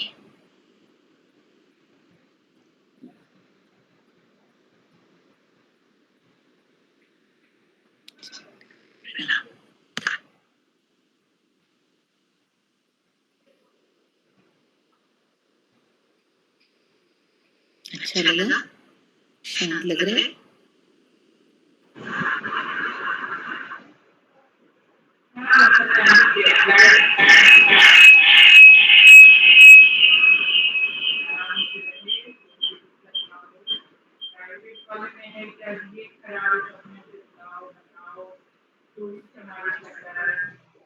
आप लोग अनुभव बता सकते हैं. आपका यही ध्यान रहता है. सब चीजों से, सब चीजें रहे हैं, साथ में है, उनके साथ आप अपने आप से जुड़े रहना, यही ध्यान है. मन जो बिखरा है सब तरफ 10 चीजों से, उसको एकत्रित करके अपने साथ रखना, यही ध्यान है. ठीक है ना? इसे कुछ बहुत मुश्किल नहीं है और कुछ जटिल समस्या जैसा भी नहीं है. आप लोग अभी अपना अनुभव बताएं, फिर बात करेंगे. संगीता जी. प्रसाद साहब, आप कुछ पूछना चाहते थे लास्ट टाइम, तो आप प्रसाद साहब अपना कमेंट देंगे. हमारे काल शेट्टी साहब भी आ गए हैं और बदानी साहब भी आ गए हैं. डॉक्टर बाशवी किरो भी हैं और डॉक्टर ये भी हैं, डॉक्टर कल्पना भी आई थी. तो आयुर्वेदिक डॉक्टर SM भट्ट भी हैं. तो हम अभी प्रसाद साहब से पूछना चाहेंगे उनका क्या अनुभव रहा. अखौरी प्रसाद साहब, अखौरी प्रसाद साहब, she is expecting some comments. प्रसाद साहब, हाँ बोलिए. हाँ सर बोलिए. आपकी आवाज नहीं आ रही है. आवाज अनम्यूट कीजिए.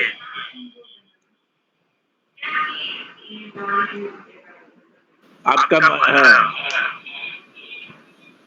पहले तो बहुत हृदय से हार्दिक बधाई दे रहा हूँ. इतनी सुंदर तरीके से गिरीश जी ने हम लोगों को मौका दिया सीखने का. लेकिन मैं एक उस कैटेगरी में हूँ, उस कैटेगरी में हूँ जो मल्टीटास्किंग वाले जो लोग कैटेगरी हैं.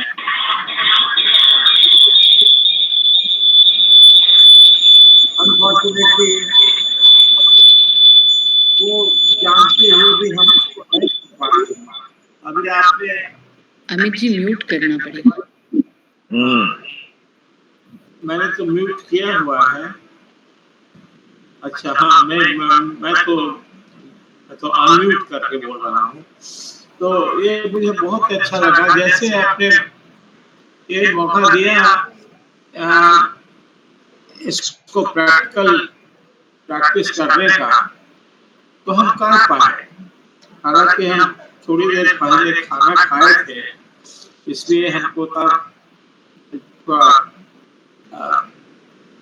इच्छा नहीं हो रही थी कि हम ठीक से करें श्वास के साथ जो भस्त्रिका. लेकिन तब भी जो कुछ भी हमने किया उससे लगा हमको कि हम अगर इसको रेगुलर करते रहें तो बहुत फायदा होगा. हमारी उम्र भी ऐसी है, ज्यादा ही है. ये लाइफ जो है थोड़ा सीडेंट्री है, थोड़ा नहीं काफी सीडेंट्री है. उसकी वजह भी है पैर के साथ कुछ प्रॉब्लम है. लेकिन इन सभी के साथ मेरा अभी तक एक बात मैं कर रहा हूँ, वो कि मन ज्यादा हम उसको रास्ते से भटकने नहीं देते हैं। किस तरह से इस बात को बताऊं? मन पर कंट्रोल कर ले पाते हैं, मोमेंट में रह लेते हैं। नहीं अगर रहने की इच्छा होती है तो नहीं रहते हैं, लेकिन रहने की इच्छा होती है तो रह लेते हैं, और रहने की इच्छा बढ़ती जाती है। तो जिस काम को करते हैं उसमें उसमें इतना उससे प्रेम हो जाता है उस काम को करने में कि वो कुछ भार के जैसा नहीं दिखाई पड़ता। इसलिए मन हमारा ठीक रहता है, मन इंटेलेक्ट मस्तिष्क ठीक रहता है।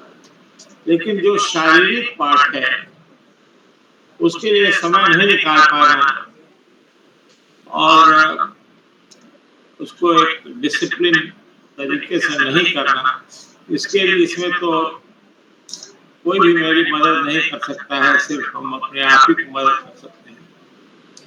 एक बार फिर आपने आपसे इंस्पिरेशन मिला, इंस्पिरेशन के लिए आपने एक जगह बनाई थी, तो आज मुझे वो इंस्पिरेशन मिला है और मैं फिर से उसमें प्रवेश करूंगा। आपको मन करता है इतने प्रभावित होने के बाद आपसे कि आप ही को मैं कहना चाहता हूँ कि ये रेगुलर ही करूँगा, और जितनी बातें आपने बताई है उसको मैं अपने जीवन में कार्य रूप में परिणत करूंगा। शेड्यूल बना करके, संकल्प करके करना होगा। आपको बहुत बहुत बधाई देना चाहता हूँ, बहुत बहुत अप्रिशिएट करना चाहता हूँ कि आपने समय निकाला हम लोगों के लिए, इतनी अच्छी बातें बताई। जीवन बहुत ही सरल हो सकता है इस रास्ते पर चलने में। नहीं चलने का कोई कारण नहीं है, वो अपने कंट्रोल में ही है। इन्हीं शब्दों के साथ मैं अमिताभ जी को भी बहुत उनके प्रति अपना आभार प्रकट करना चाहता हूँ कि इस तरह के सेशन हम लोगों के हित के लिए, हमारे अच्छे भविष्य के लिए, अच्छे जीवन शैली के लिए, हमारे लिए ही नहीं हमारे परिवार के लिए, सबके लिए ऐसा मौका देते हैं सीखने का। बस इन्हीं शब्दों के साथ मैं फिर से एक बार तहे दिल से इसको आपकी मिली को नमस्कार और हृदय से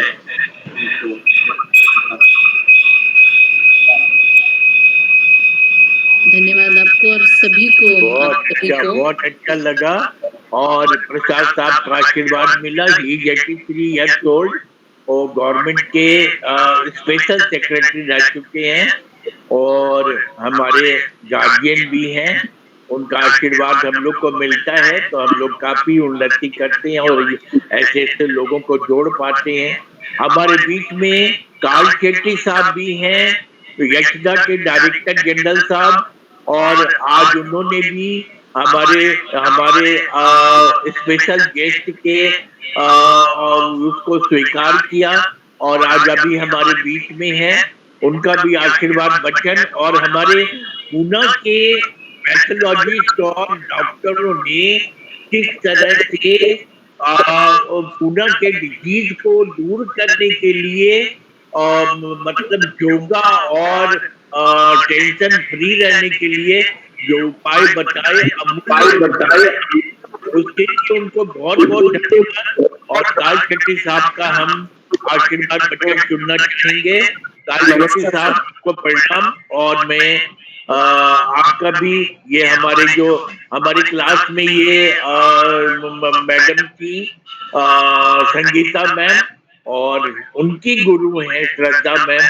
उन लोगों ने जो आज अनूठा पेश किया और करके भी दिखाया, और यदि हम लोग उसको करें तो बहुत लाभ होगा। काल शेट्टी साहब, आपका क्या कहना है? आप आपका कमेंट सबको मेरा प्रणाम। डॉक्टर श्रद्धा मैडम और डॉक्टर संगीता मैडम का पहले भी सेशन हो गया था, बट आज उन्होंने बहुत अच्छे से प्रेजेंटेशन तो हो गया। उसके बाद श्री श्री श्री रविशंकर जी का भी हमें मार्गदर्शन मिला, और उसके बाद डॉक्टर संगीता मैडम ने जो पत्रिका लिया, मेरे को लगता है कि किसी को आज ऐसा प्रैक्टिकल सेशन भी हो रहा है मालूम नहीं रहेगा, बट उन्होंने जो पत्रिका 3 स्टेजेस है वो ले लिया और मेडिटेशन लिया। मेडिटेशन का अपने लाइफ में बहुत इम्पोर्टेंस है। हम जब भी संगीता मैडम यशदा में आते हैं, मैंने आर्ट ऑफ लिविंग का सब कोर्सेस मैंने किया हूँ, और ये 5 दिन का जो फाउंडेशन कोर्स रहता है, उसके बाद गुरु जी के साथ बेंगलुरु में मैंने 2 बार एक all India service level officer के लिए ही हर साल बेंगलुरु में कोर्स हो जाता है।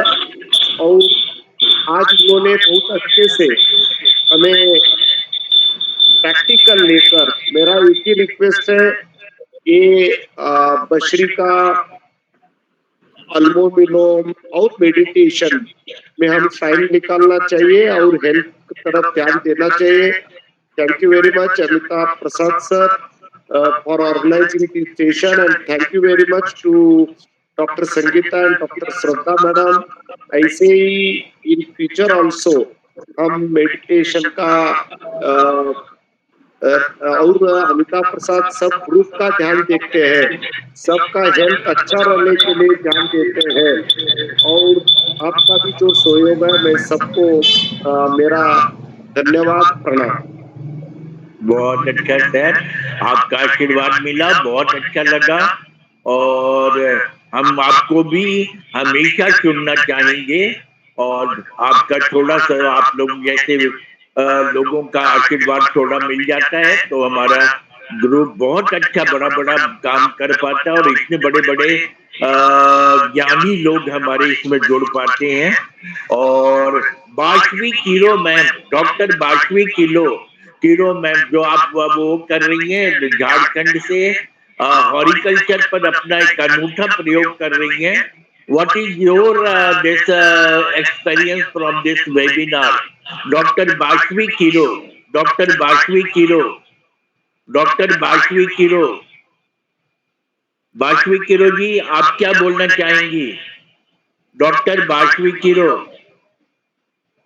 अच्छा, अब मैं अपने जोशी साहब से सुनना चाहूंगा। जोशी साहब लखनऊ से। बहुत अच्छे अमिताभ जी, बहुत अच्छा लगा। और आज के समय में लोग एक्सरसाइज या इस तरह के योगा नहीं करते। मैडम ने जो भी कराया बहुत मुझे अच्छा महसूस हुआ। और आप दोनों स्पीकर्स को आगे भी बुलाइए, ताकि अगर इस तरह की एक्सरसाइज अगर 20 दिन में या 15 दिन में एक बार कर लें तो भी हमारे जैसे एज के लोगों के लिए बड़ी उपयोगी होगी। और ये जब ही हो सकता है जब हम मिलके करते हैं, अदरवाइज कोई ना कोई बहाना बना रहता है। और श्रद्धा मैडम ने और संगीता मैडम ने जो आज एक्सरसाइज कराई और अच्छा बताया, बहुत ही उपयोगी रहा। मैं समझता हूँ सभी के लिए उपयोगी है ये। और जो आपने सुदर्शन क्रिया के बारे में जो गुरुजी बता रहे थे, अगर उसका शॉर्ट में आगे कभी बताएं तो वो भी बहुत ही अच्छा है।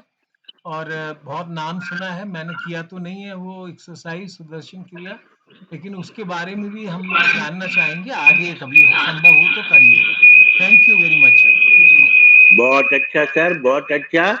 Doctor SM. भट्ट मेरठ से हमारे आयुर्वेद वैद्य हैं जो अचूक दवा देते हैं और बहुत विचित्र डॉक्टर हैं और बहुत रिसर्च कर रहे हैं। डॉक्टर बाशवी किरो और डॉक्टर एस.एम. भट्ट, ये लोग बहुत आयुर्वेद की दुनिया में तहलका मचाए हुए हैं। तो डॉक्टर भट्ट, आपका क्या कहना है?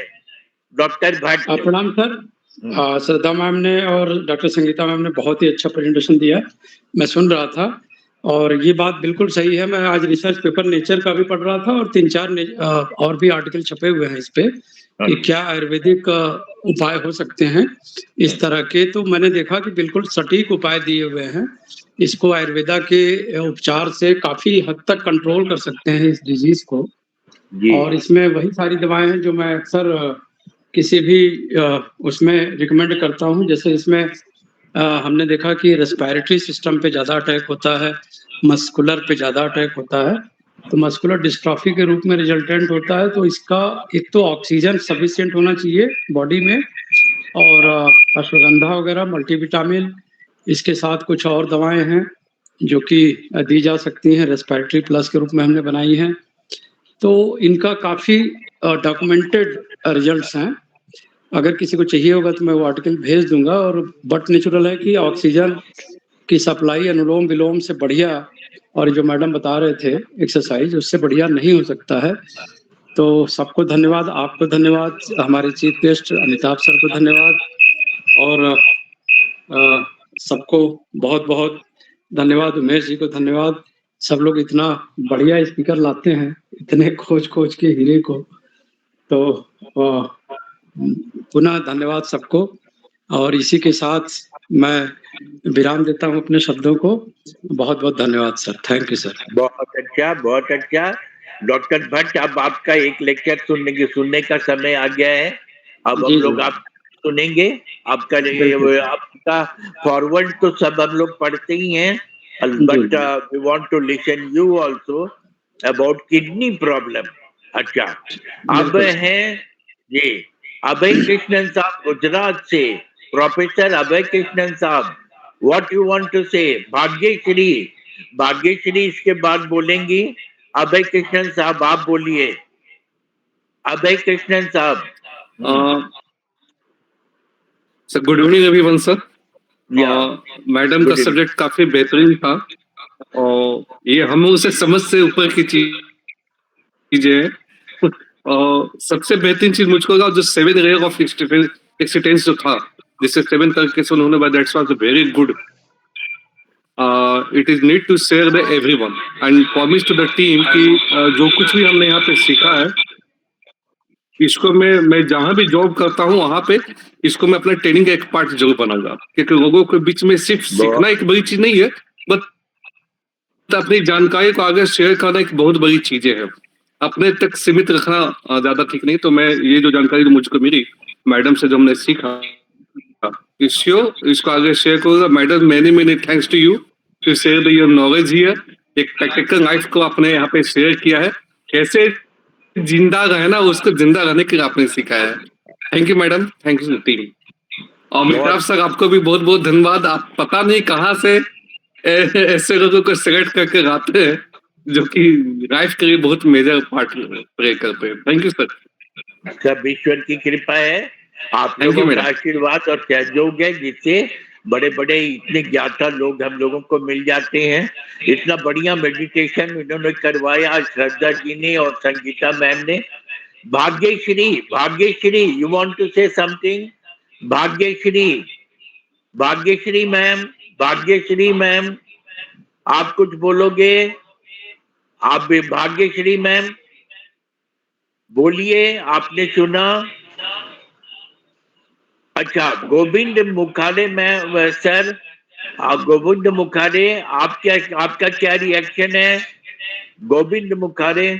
हाँ सर, हाँ, बट सेशन बहुत ही बढ़िया था। पहला सेशन उन्होंने रिपीट किया तो थोड़ा समझ में आ गया, और इवन जो आर्ट ऑफ लिविंग का इन्होंने मेडिटेशन लिया है वो मैं ऑलरेडी डेली करता हूँ, बट आज वापस दोबारा हो गया तो थोड़ा और अच्छा लगा। हाँ, एक बार और करवाएंगे, और एक बार नहीं कई बार करवाएंगे, क्योंकि एक बार दो बार में ये सब पूरा होता नहीं है। तो मैं दोनों मैडम से रिक्वेस्ट करूंगा कि आप एक और सेशन इस पर लें, सबकी ये इच्छा है।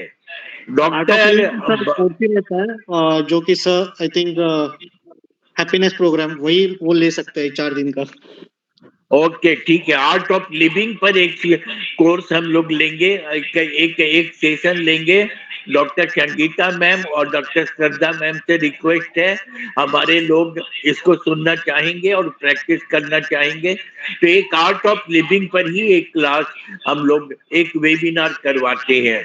अपनी सहमति देंगे? डॉक्टर बाशवी किरो, आप बोलेंगी क्या? डॉक्टर बाशवी किरो, आप बहुत रिसर्च कर रही हैं, आज शांत क्यों हैं? बाशवी किरो मैम फ्रॉम झारखंड, अभी स्विट्जरलैंड से रिसर्च करके लौटी हैं। डॉक्टर बाशवी किरो, अच्छा वो माइक पे नहीं है शायद। अब मैं चंद्रेश्वर खान साहब से अमृत बानी सुनना चाहूंगा। चंद्रेश्वर खान साहब जी, हाँ, आप एक समरी करते हुए सबको और अमृत बानी बताएं और फिर आगे का रास्ता बताएं। बहुत बहुत धन्यवाद अमिताभ जी। मुझे लगा कि श्रद्धा से यदि हम इस क्रिया को करेंगे जो बताया गया, तो जीवन संगीत और संगीतामय होगा। जी, और ये भावना जिस सहज तरीके से इन्होंने बताया, वो अपने आप में एक सहज या सुदर्शन योग बन जाता है। मेरा सविनय आग्रह होगा कि मैडम लोग हैं कि निकल गई हैं? मैडम लोग हैं ना, है ना? डॉक्टर संगीता हैं, डॉक्टर श्रद्धा है ना? श्रद्धा मैम भी है, श्रद्धा मैम भी है। मेरा आग्रह होगा कि इसका एक कैप्सूल जैसा बना करके, जो इन्होंने बहुत सहजता से किया, ये आसान नहीं है। जो अपने सिद्ध हो जाते हैं वही इसको प्रकट कर पाते हैं। तो जैसे विचार भी आ रहा था, अभय जी ने भी कहा, डॉक्टर भट्ट ने भी कहा,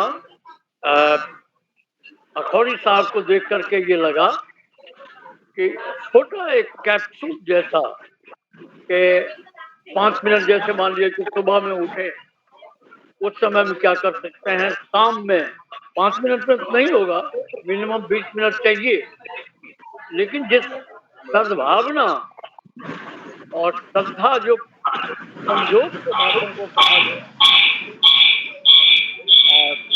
पंडित रविशंकर जी को भी बड़ी खुशी होगी इस बात को जान करके। ये मेरा उनको प्रणाम के स्वर में प्रणाम है, और सहज संयोग के माध्यम से योग को लाने के लिए सहजता के साथ, सरलता के साथ, कोई जो जैसे मैनेजमेंट में हम लोग बोलते हैं, कोई जार्गन नहीं, शुद्ध क्रिया। तो इस हेतु बहुत बहुत प्रणाम। बहुत आनंदित अवस्था में आपके प्रति श्रद्धा, विश्वास का बढ़ना, और ये आग्रह करना कि जो अमिताभ जी ने कहा कि एक दफा भी महीना में हो जाता है इन चीजों के लिए, तो हम लोगों के लिए बड़ा हितकारी होगा। इन्हीं शब्दों के साथ बांके प्रसाद साहब ने बड़ी अच्छी तरह से कह दिया, और प्रसाद साहब का कहना एक संपूर्ण जीवन का कहना। तो मैं बड़े प्रणम्य भाव से, बड़े विनीत भाव से जीवन के संगीत और श्रद्धा के साथ आप दोनों को प्रणाम करता हूँ। और आज जिन लोगों ने इसका फायदा लिया उनको भी उतना ही प्रणाम, क्योंकि ये चीज हमारे लिए ही उन्होंने दिया। तो हम लोगों का श्रद्धा, नमन, प्रणाम स्वीकार हो। बहुत बहुत धन्यवाद, आभार। बहुत अच्छा। योग जो है अपने आप में, जो इन्होंने कहा कि गौर करेंगे आप कि बहुत बड़ी चीजों की कौन चीजें हमें चैन से बैठने नहीं देती। तो हम सभी रूट कॉज एनालिसिस में बिलीव करते हैं, और उन्होंने जो इसको बिल्वत था, यदि उस चीज को हम जान जाते हैं कि क्या हमें बेचैन कर देगा, तो चैन हमें मिल सकता है। इस और सरल आदमी तभी होता है जब वो सहज होता है, और इसीलिए संगीत को भी एक योग बोला गया है। कोटि सा नमन, कोटि सा धन्यवाद, प्रणाम, आभार। अमिताभ जी, जैसा आपके लिए कहा गया, आप रत्नों को चुनने में एक महारत्न है। बहुत बहुत धन्यवाद। बहुत अच्छा सर, बहुत अच्छा, बहुत अच्छी अमृतवाणी। भाग्यश्री की आपने कुछ कहा नहीं। भाग्यश्री अभी भी आप बोल सकते हो तो बोलिए। तो ठीक है, अब फिर अगले सप्ताह मोस्ट प्रोबेबली अमेरिका से संगीता टोडमल जी बोलेंगी। अब संगीता टोडमल जी बोलेंगी, और रविवार को एक और विद्वान से बात हो रही है। फाइनल होने पे हम बताएंगे। अगले शनिवार रविवार को हम लोग फिर मिलेंगे। सभी को प्रणाम, प्रणाम बुजुर्गों को चरण स्पर्श, और हम लोग फिर इस सत्संग में फिर जुड़ेंगे। सभी को प्रणाम, प्रणाम, प्रणाम। प्रणाम, प्रणाम जी, धन्यवाद। तो भाई आप सभी को प्रणाम सर। प्रणाम, प्रणाम।